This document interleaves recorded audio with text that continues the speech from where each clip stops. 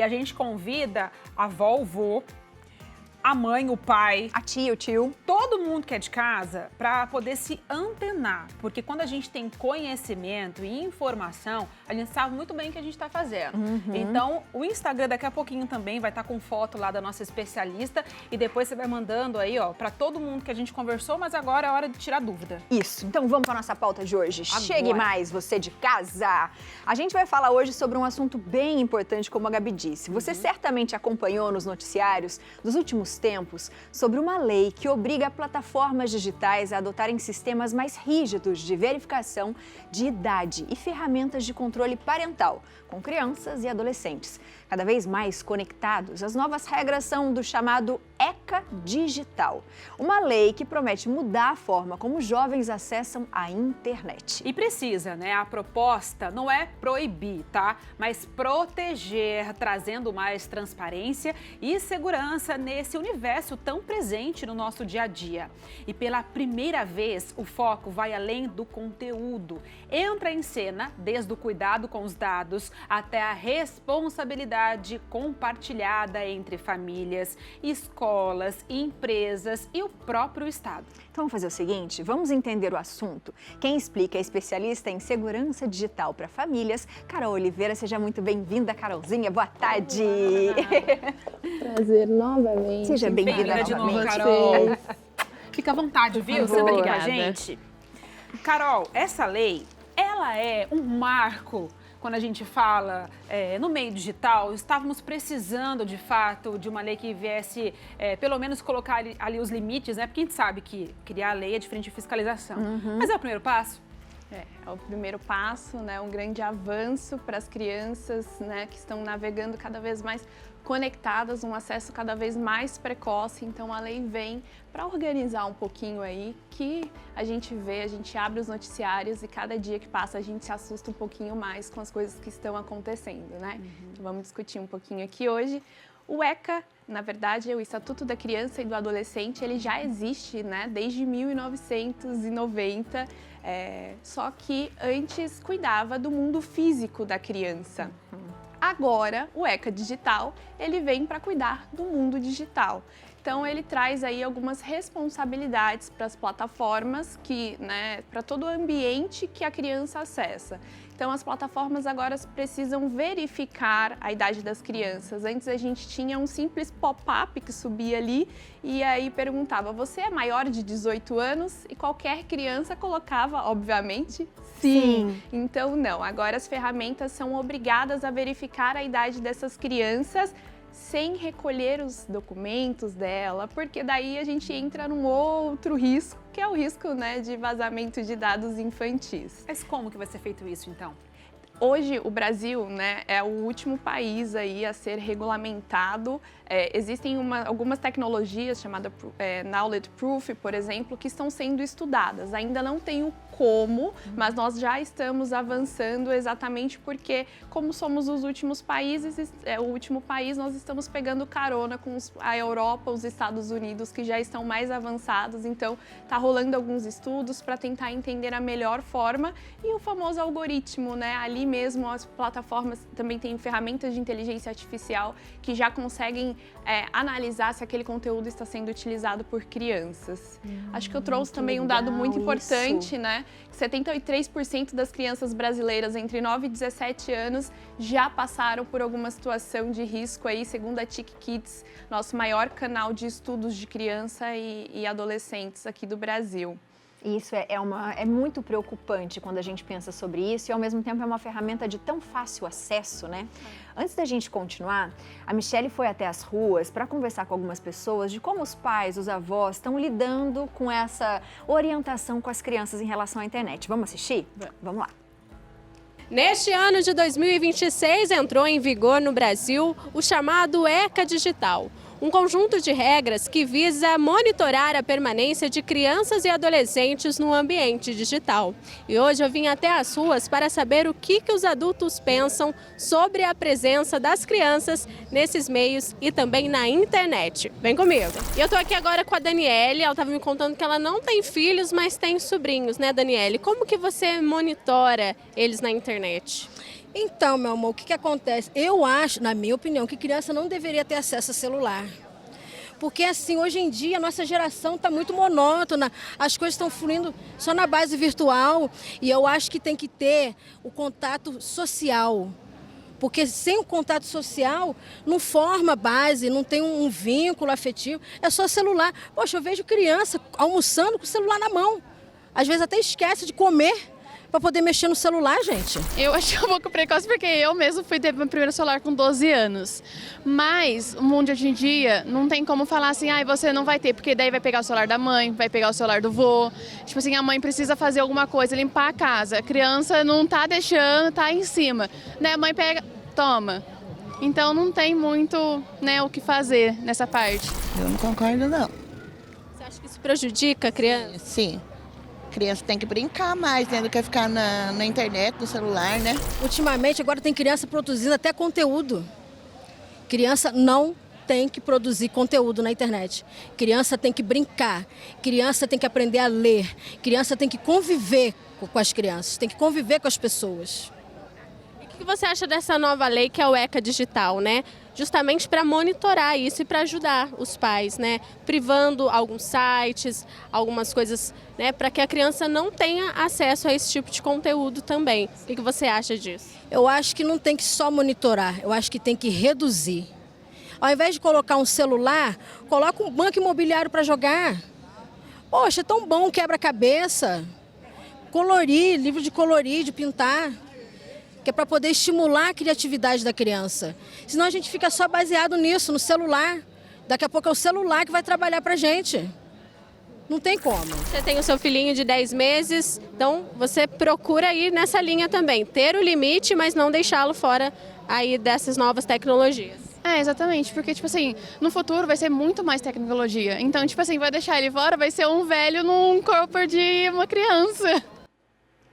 Gente, eles estão arrasando. Arrasaram. Vocês arrasaram nas respostas. O que você achou, Carol? Muito bom, né? E é exatamente isso, escutar os cenários. Hoje no Brasil a gente tem muitos cenários e dificilmente a gente vai ter uma solução que seja cabível para todo mundo, né? Eu sou contra o proibir, tirar o celular, porque eu acho que trazem outros riscos, como, por exemplo, as crianças são espertas, elas vão acabar achando um jeito de acessar, né? Então a gente acaba levando as crianças para um lugar mais clandestino da internet, onde é mais difícil de orientar, de, né, cuidar ali, de rastrear o que ela está fazendo, mas também sou contra aquela criança que está acessando sem nenhum limite, sem nenhum tempo de tela ali, sem nenhuma conversa, né? Acho que precisa sim acessar, mas não é um acesso ilimitado, é um acesso orientado mesmo. Você falou em limite, né? Eu achei muito bacana aquela senhora que falou ali. E essa lei, ela traz um ponto que você pode explicar para a gente melhor, que é o pai precisar ter acesso total ao conteúdo do filho, né? Porque a gente até falou no começo, introduzindo, que a responsabilidade, ela é de todos, né? Porque uma lei foi criada que agora o pai pode ficar tranquilo com, eu não preciso mais monitorar meu filho. Você precisa, a responsabilidade também é sua, né? A gente tem diversas leis hoje funcionando no mundo todo, mas nem sempre que a lei existe é o que acontece realmente na prática, né? Então, sim, a lei ela exige ali das plataformas, né, que tragam controles parentais nativos, um ambiente mais seguro para as crianças, por natureza, mas não anula de jeito nenhum os pais de terem essas conversas com seus filhos, o controle parental. Então, o controle parental ele funciona como uma ferramenta que ele vai monitorar, ele vai bloquear um acesso indevido, ele vai colocar um limite, né? Bloquear um aplicativo que talvez o pai tenha combinado ali que não seja ideal. Mais para frente eu vou mostrar para vocês como que eu faço isso no celular do meu filho. Mas, assim, é muito necessário que haja a conversa. A criança precisa estar preparada para lidar. Eu acho que o algoritmo mais precioso é a conversa com o seu filho, é o vínculo, é a presença, porque não adianta você só bloquear, né? Você tem que explicar para a criança o porquê que você está bloqueando aquilo. Você não está vigiando ela, você está cuidando dela. Assim como era antes, a gente ensinava as crianças a atravessar a rua, o risco de atravessar, a respeitar o farol vermelho, um farol verde. a mesma coisa no mundo da internet. Com Acho que o risco sempre vai existir, né? Sempre. E eu queria que você falasse pra gente essas principais medidas, porque tem alguns aplicativos que mudaram a idade, né? Eles aumentaram aquela idade. Quais são as principais medidas? Então, a gente tem a aferição de idade, como já foi mencionado, a supervisão parental também nativas das plataformas, que também, né, mencionamos, a moderação de conteúdo. Então, as plataformas, elas têm a obrigação de moderar o conteúdo que está sendo distribuído para as crianças, o famoso algoritmo, né? Então, já existem estudos, são antigos, inclusive, que essas ferramentas, elas foram criadas com design persuasivo para maximizar o limite de uso mesmo, para gerar vício, principalmente em crianças e adolescentes. A gente, hoje em dia, não vive sem o celular, imagina as crianças e os adolescentes, né? Então, é preciso ter canais de denúncia para que, se a criança sofre algum tipo de aliciamento online, alguma coisa, ela tenha os pais e a criança consiga fazer essa denúncia, segurança por padrão, tanto na arquitetura digital, algo que não prenda mais. Então, hoje os pais podem limitar o tempo de uso dos filhos.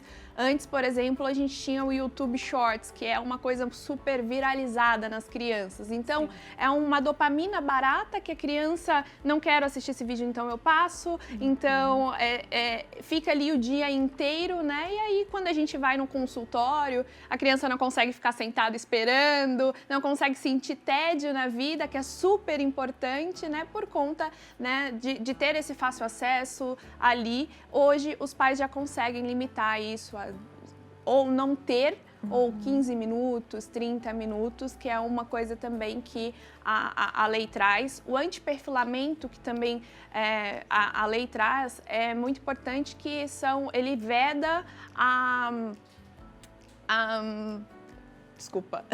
o rastreamento de publicidade comportamental. Então, antes, os anúncios chegavam para as crianças, né? O joguinho que ela joga, o algoritmo entendia e entregava ali para ela algum tipo de promoção, algum tipo de publicidade. Hoje não é mais permitido. E aí é facílimo clicar, né? Eu quero. É tentador, né? Às vezes a criança Aí nem sabe como, mas está clicando. Tem aquelas notícias de que a criança gastou não sei quantos no cartão de crédito do pai, porque já estava no processo, estava no caminho fácil, né? Conta pra gente sobre a questão dessa lei FELCA, que é o uso de imagem da criança, né? Porque agora também mudou nessa questão dos próprios pais poderem exibir ali a criança, maneira de dizer, na rede social, ou até mesmo uma escola, colocar a imagem da criança. Agora, muita coisa mudou. Tem até uma diferença, se por acaso os pais são separados, quem não tem a guarda da criança não poderia estar postando ele na rede social, né? Polêmico. Bom, vamos lá. Eu acho que assim, a lei ela está sendo muito bem interpretada e, assim como tudo, as famosas fake news, né? Então, a lei ela não proíbe. Você pode fazer o que você quiser. Mas com limites. Então, quando a gente fala, por exemplo, por que a lei é associada ao Lei FELCA? Porque o FELCA, né, trouxe esse debate para a mesa, a lei já estava encaminhada, ela já estava sendo discutida e esse processo só acelerou. O que não pode mais é a adultização das crianças, os influenciadores mirins. Não pode sem autorização judicial. Então, hoje, os pais precisam recorrer, né, aos direitos de ter essa autorização judicial para expor as crianças, caso a criança produza conteúdos. E a gente tem crianças hoje superdotadas de conhecimento, com uma facilidade muito fácil, né, de fazer conteúdos, que é super bonitinho, bacana. Entretanto, os pais precisam dessa permissão.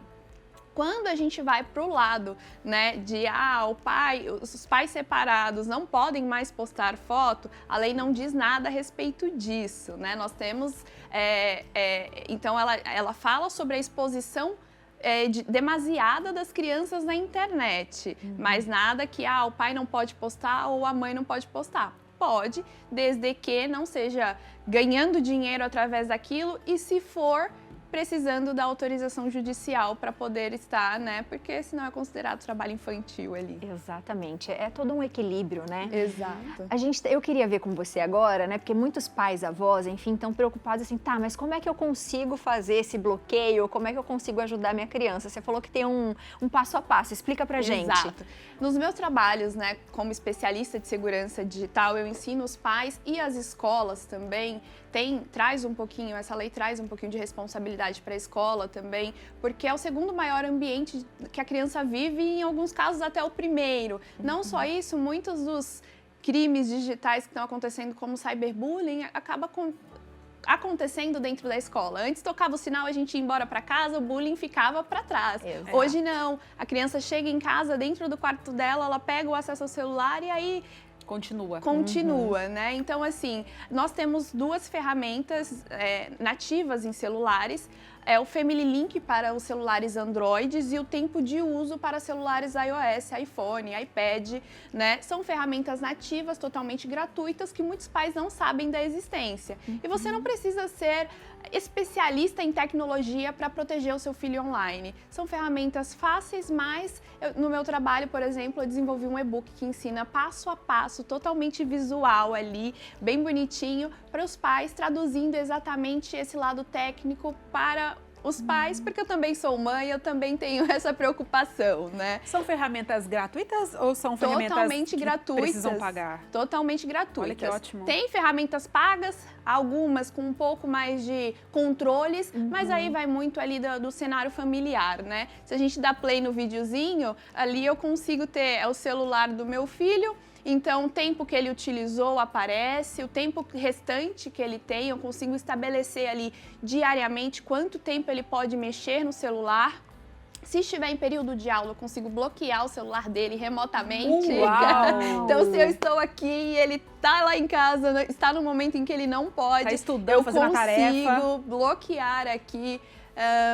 Eu consigo bloquear aplicativos que eu não queira que ele utilize. Então, temos alguns aplicativos polêmicos que, por exemplo, nos meus combinados não pode. Discord, Telegram, né, Roblox. São aplicativos ali que eu já tive uma conversa com ele que dentro da nossa casa não são utilizados.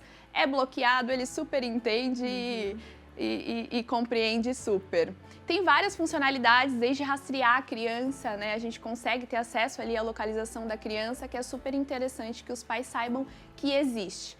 De novo, essas ferramentas é a proteção técnica, é a camada técnica, mas ainda tem a camada, né, do acolhimento ali, da conversa e de explicar para a criança o porquê que nós estamos cuidando delas no digital. Exatamente. A confiança. Carol, maravilhoso. Eu acho que lembrando que são crianças, então os pais são os responsáveis por elas, independente de qualquer situação. E enquanto está na sua casa, você é o responsável pelo seu filho. Então fique atento, né, e oriente a sua criança. Seja sempre muito bem-vinda. Muito obrigada, muito obrigada. Para os pais que ficaram com alguma dúvida, lá no meu Instagram tem disponível o e-book. Eu posto muito conteúdo, né, em prol de impactar crianças mesmo, porque eu também sou mãe, eu carrego essa preocupação e a gente precisa, né, cuidar dessas crianças no digital. Com certeza. Carol, obrigada. Obrigada Seja a sempre vocês. bem-vinda aqui no Viva Tarde. Obrigada. Muito bom, o contato dela ficou aí na tela e depois também, se você está seguindo o nosso Instagram, @programa Viva Tarde, é só clicar lá que você já fala com ela, viu?